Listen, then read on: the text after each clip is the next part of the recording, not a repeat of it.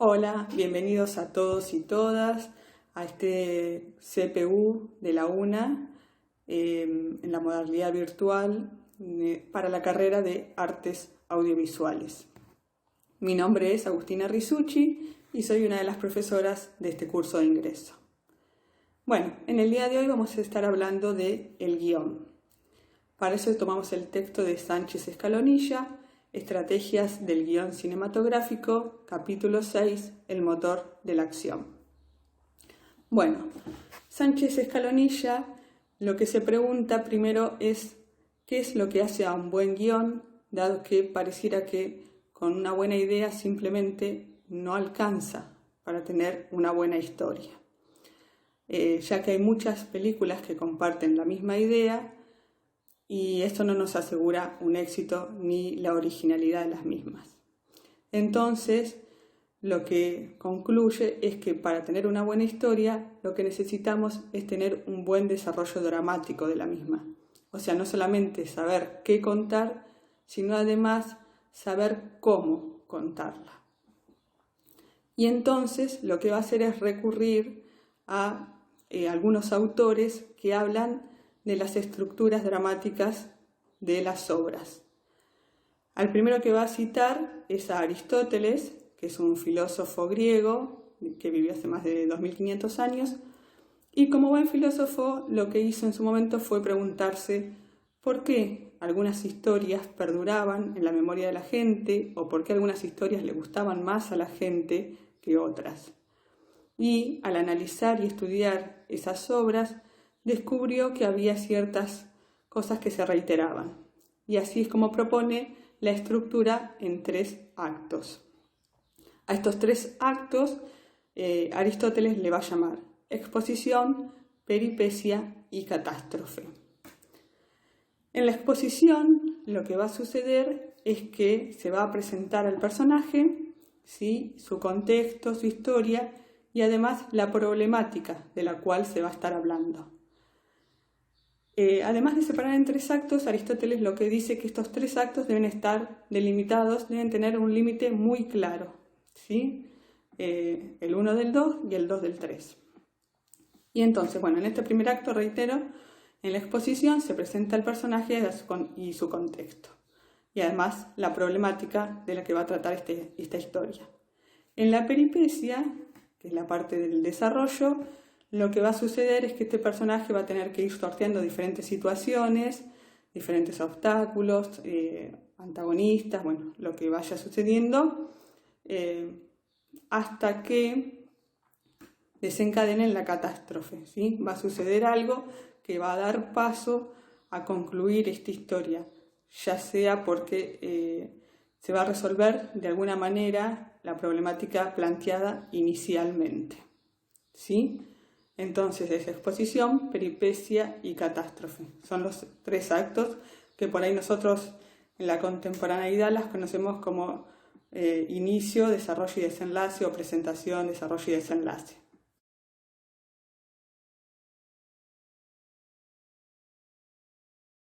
Después va a proponer la estructura de Horacio.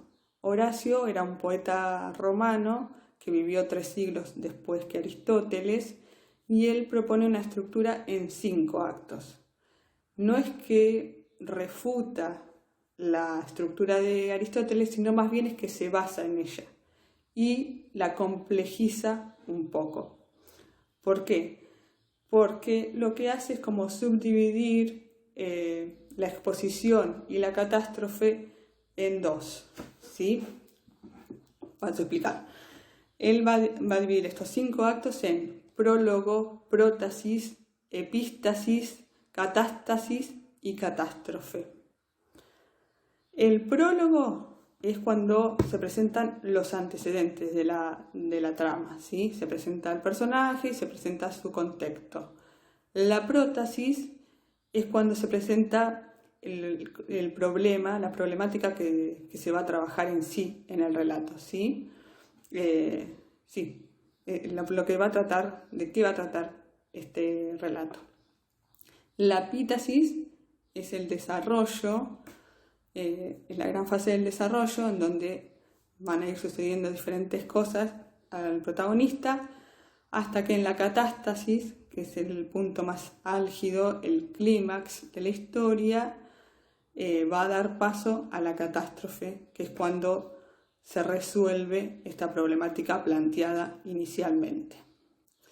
Entonces, lo que les intentaba decir al principio es que prólogo y prótasis, que sería lo que en Aristóteles llama la exposición, lo que hace es como subdividir la presentación del personaje y su contexto de la problemática. ¿Se acuerdan que Aristóteles decía que se presentaba al personaje, su contexto y la problemática que íbamos a tratar?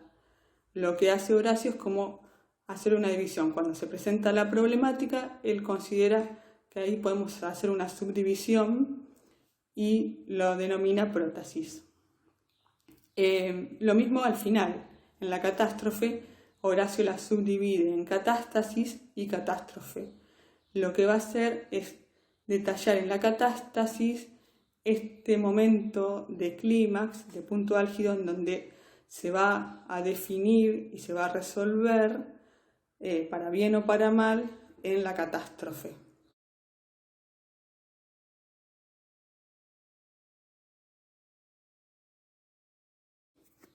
Bueno, para dar un ejemplo, por ahí a ver si se entiende mejor, voy a tomar la situación actual del coronavirus y inventando una historia de un científico que puede trabajar en el CONICET, podríamos decir que, bueno, presentamos a este científico, ¿no?, en la exposición de Aristóteles y en el prólogo de Horacio.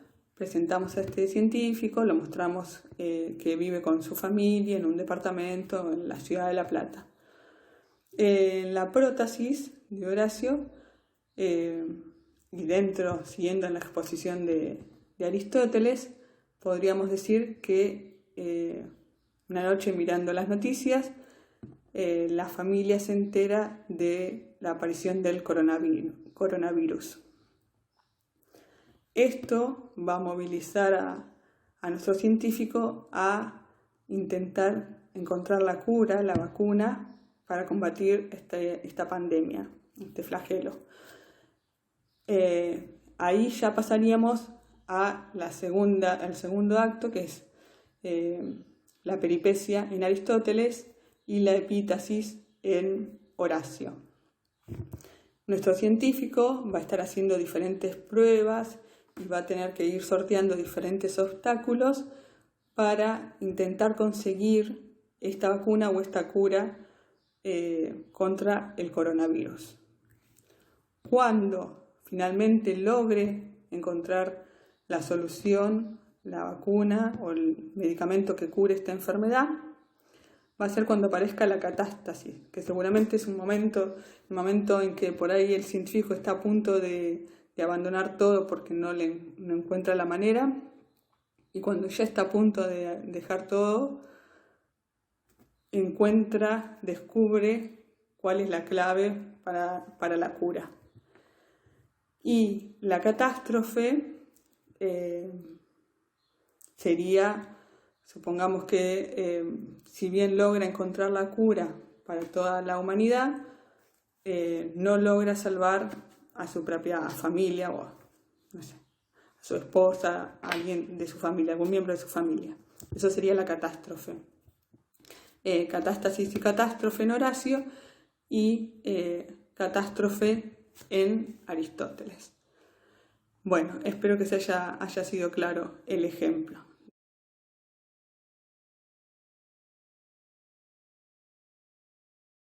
Y en tercer lugar, lo que nos presenta Sánchez Escalonilla es al teatro japonés. El teatro japonés lo que hace es usar la estructura de Hu, Hai, Kyu, que es preparación, desarrollo y estallido, y que mantendría esta estructura en 3 actos que propone Aristóteles, pero ellos lo que dicen es que no solamente podemos encontrar esta estructura en 3 actos en lo macro, sino que también lo podemos llevar a lo micro. Dentro de cada escena nosotros podemos encontrar una preparación, un desarrollo y un estallido y más allá, no solo dentro de cada escena, sino en cada línea de diálogo, en cada diálogo. Si nosotros analizamos, también podemos encontrar y ver que hay una preparación, un desarrollo y un estallido. Les propongo a ustedes por ahí agarrar cualquier ejemplo e intentar encontrar estas estructuras que proponen tanto Aristóteles como Horacio y como el teatro japonés, a ver si logran verlas. Bueno, lo que se nos presentó hasta ahora con Aristóteles, Horacio y el teatro japonés son antecedentes de la construcción dramática de los relatos, ¿sí? Tanto del teatro como de las obras literarias. Como podemos notar, estas construcciones dramáticas vienen desde Grecia. A partir de ahora, el próximo autor que va a tomar Sánchez Escalonilla es Abel, que es un dramaturgo ya así de la contemporaneidad, y él la forma de estructurar que propone tiene que ver, o sea, está pensado ya para la construcción dramática para cine y televisión, ¿sí? Específicamente se dirige a esta forma de relato audiovisual. Y él entonces lo que va a proponer es una construcción en 3 actos según el objetivo del protagonista. Y según este objetivo, él lo va a definir estos 3 actos consistirían en motivo, intención y objetivo.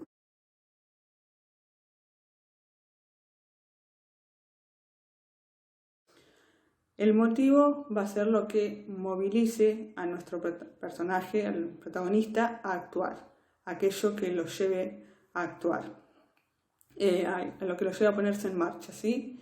La intención van a ser todas aquellas acciones que nuestro personaje haga en pos de conseguir su objetivo, ¿sí? Y el objetivo es cuando una vez que consiguió aquello que estaba buscando, que estaba deseando, concluiría nuestra historia. Esa es una de las maneras de estructurar que propone Bale. Ahora vamos a ejemplificarla con un corto de Pixar, Presto, para que se entienda mejor lo que propone Bale.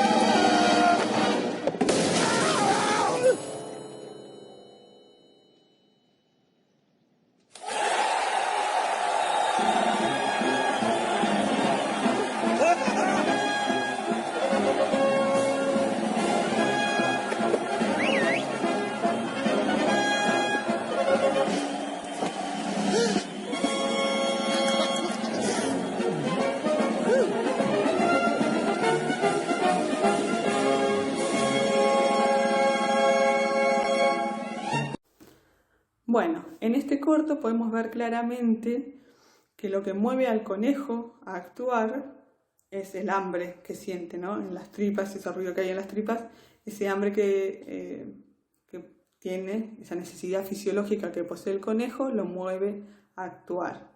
La intención van a ser todas estas trabas que le pone al mago en pos de poder conseguir su alimento, porque sabe que si sale de la galera quizás no obtenga lo que está buscando, que es conseguir esa zanahoria, ¿no? Y el objetivo es cuando al final logra su merecida recompensa, que es el alimento y la zanahoria. Así estaría motivo, intención y objetivo de este personaje. En cuanto al mago, podríamos señalar que lo que mueve al mago a actuar es su interés por hacer un buen show y por sacar lo que motiva, sí, dar un buen show, y dentro de ese buen show está poder sacar al conejo de la galera, ¿sí? La intención va a ser todo lo que hace para intentar que el conejo finalmente pueda salga de esa galera, ¿no? Y acá tenemos el protagonista y el antagonista, ¿no? En este caso el mago sería el antagonista. Y el objetivo es conseguir los aplausos y el reconocimiento del público. Al final podemos notar que el objetivo de los dos se ve cumplido, y así de esa manera concluye de manera feliz, podríamos decir, este relato.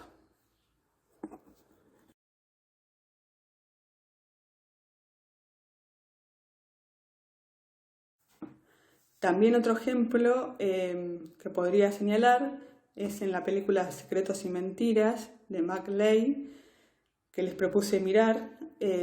Mac Leigh, además de trabajar en cine, trabaja en teatro en Inglaterra, es inglés, y bueno, esta película a mí me gusta mucho porque habla de los secretos y las mentiras que hay en todas las familias.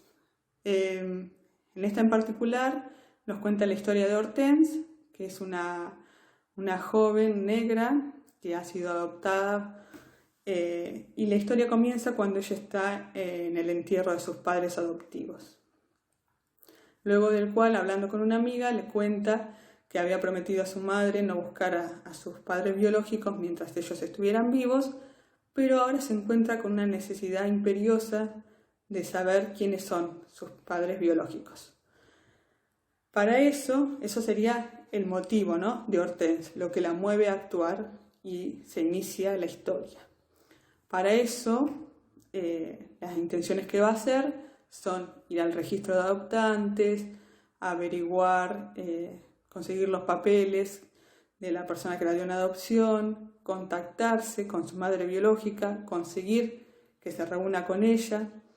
Una vez que se reúne, conseguir que la madre acepte que es su hija, porque la madre biológica es de raza blanca, y entonces en un principio no recuerda haber estado con un hombre negro y piensa que es un error, hasta que recuerda esa escena. Por ahí se la voy a sugerir también que la miren, es muy, muy buena, hasta que recuerda que sí había estado con alguien, con un hombre negro, y a partir de ahí lo que va a suceder es que va a tener que intentar que su familia, su otra hija con la que convive, y su hermano y cuñada acepten incorporar en su núcleo familiar a Hortense. El objetivo se va a ver cumplido cuando finalmente Hortense sea integrada a la familia y aceptada por su hermana y su cuñada y su hermano. Bueno, ese es otro ejemplo de motivo, intención y objetivo. Espero que encuentres a tu madre, cariño. Tú sigue buscando. Toma. No, gracias, no fumo. Ni deberías. Mi hija fuma como un carretero. ¿Tiene una hija? Sí. Es la primera vez que vengo aquí. No deberían darte falsas esperanzas. No es justo. ¿Es esta su firma?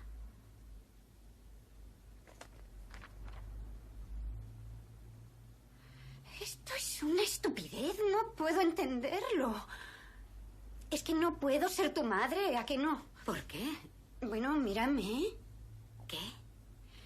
Escucha, no quiero decir nada con esto, cariño, pero yo no he estado con un hombre negro en mi vida, sin faltarte el respeto ni nada. Yo me acordaría, ¿no crees?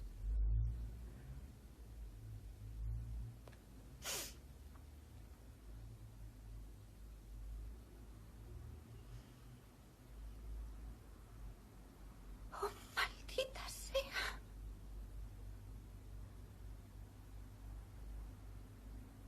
¡Oh, santo Dios del cielo!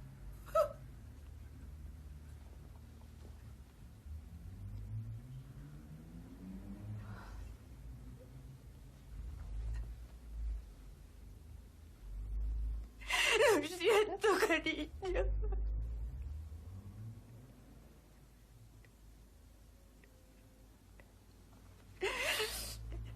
Estoy tan avergonzada. No deberías estarlo.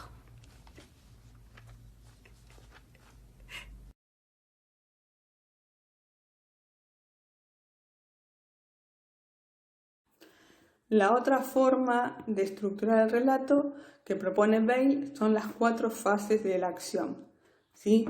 Estas 4 fases de la acción van a estar estructuradas según el conflicto dramático. Lo que se llama el estadio inalterado, que es esta situación inicial de cierto equilibrio, ¿no? De cierta normalidad que tienen los personajes siempre al inicio de toda historia. Se nos muestra cómo es su normalidad. La alteración, que es cuando aparece, cuando irrumpe algo que va a romper este equilibrio y va a forzar a nuestro protagonista a moverse y salir de su lugar de confort. La lucha, que van a ser toda esta carrera de obstáculos que tenga que atravesar nuestro protagonista para conseguir aquello que está buscando, ¿sí? Su objetivo sería, según su propia definición. Y en el ajuste lo que va a pasar es que va a cerrar esta historia, ¿sí? Ya sea que nuestro protagonista consiga su objetivo, y en caso de que no lo consiga, seguramente lo que nos va a querer mostrar el autor es que por ahí no lo consigue porque quizás se dio cuenta de que no era tan importante, o porque había algún otro objetivo que valía más la pena conseguir. Esas serían las 4 fases de la acción que propone Bale: estadio inalterado, alteración, lucha y ajuste, ¿sí? Como notarán, también tiene mucho que ver con la estructura que propone tanto Aristóteles como Horacio.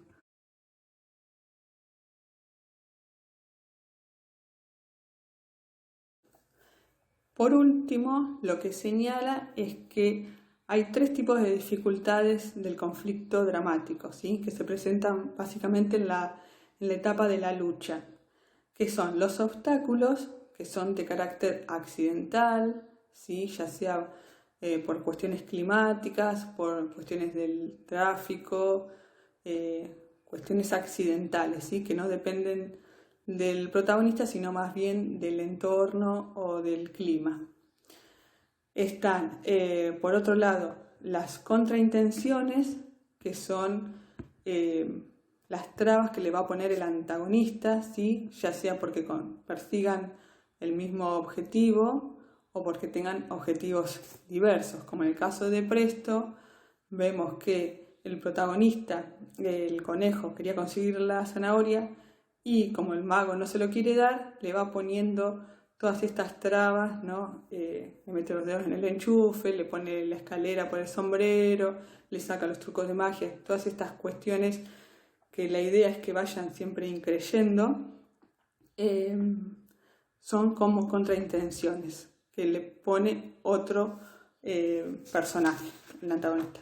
Y por último están las complicaciones. Las complicaciones que vienen a darse a raíz de alguna mala decisión que tome el propio protagonista, o sea, una decisión que tome y luego se dé cuenta de que no fue la más acertada y la que mejor iba en pos de su objetivo, ¿sí?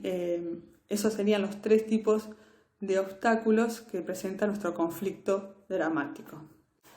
Al final del texto hay un cuadro comparativo que realiza Sánchez Escalonilla, un cuadro de actos dramáticos que él va a dividir en 3 columnas, en planteamiento, nudo y desenlace, y va a poner según cada autor, según Aristóteles, según Horacio, según el teatro japonés, según Bale, según el objetivo del personaje o según la acción, a qué corresponde cada autor ese acto dramático.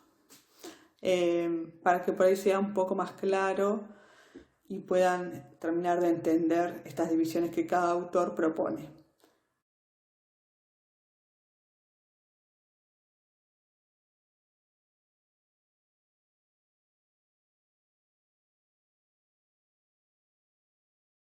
Bueno, para cerrar con otro ejemplo de la película Sexto Sentido, que supongo que es una película que por ahí han visto varios, vamos a intentar explicar la película con estas 4 fases del conflicto dramático que propone Bale.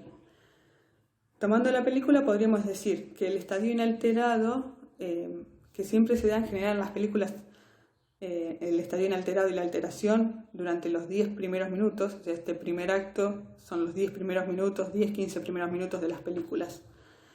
Acá vamos a conocer al Dr. Crown, que es Bruce Willis, con su mujer. Nos van a mostrar que están en su casa, festejando que a él le dieron un premio, o un reconocimiento más bien por su labor como psiquiatra con niños. Cuando van a la habitación, ahí aparece la alteración, descubren que alguien ha irrumpido, se ha metido en su casa, y es un antiguo paciente del Dr. Crown que viene a reclamarle que no pudo ayudarlo, que no pudo cumplir con su palabra de que lo iba a ayudar. Vincent, este antiguo paciente, dispara contra el Dr. Crown y se dispara. Ahí estaríamos presentando, en este primer acto sería el estadio inalterado y la alteración, ¿sí? ¿Cuál es la situación inicial de equilibrio y qué es lo que viene a alterarlo, a irrumpir en ese equilibrio? Luego en la lucha lo que va a pasar es que al Dr. Crown se le va a presentar otro caso, que es Cole, otro niño, que tiene características muy similares a Vincent, que tiene una problemática muy parecida, le hace acordar mucho a él, y el Dr. Crown intentará ayudarlo. Primero desde el mismo lugar que intentó ayudar a Vincent, sin creer o creyendo que por ahí lo que le pasaba era que tenía alucinaciones o una cierta esquizofrenia. Y cuando es interpelado por Cole, que le pregunta en un momento de si realmente él había creído lo que le había contado, su secreto, esto de que veía fantasmas, veía gente muerta, el Dr. Crown no sabe cómo responder esa pregunta y el niño le dice: ¿cómo me vas a ayudar si no puedes creer en mí? A partir de ahí, el Dr. Crown va a escuchar unas antiguas cintas que tenía de Vincent y descubre una voz de los fantasmas. Y eso da pie al ajuste, ¿sí? Es la última fase en donde el Dr. Crown puede ayudar a Cole y le dice: bueno, yo creo que los muertos, estos fantasmas que ves, lo que quieren es que los ayudes. Y Cole ayuda a una niña a transmitirle un mensaje a su padre, a contarle qué fue lo que ocasionó su muerte. Y a su vez Cole ayuda al Dr. Crown diciéndole cómo hablar con su mujer. Le sugiere que hable cuando ella está dormida.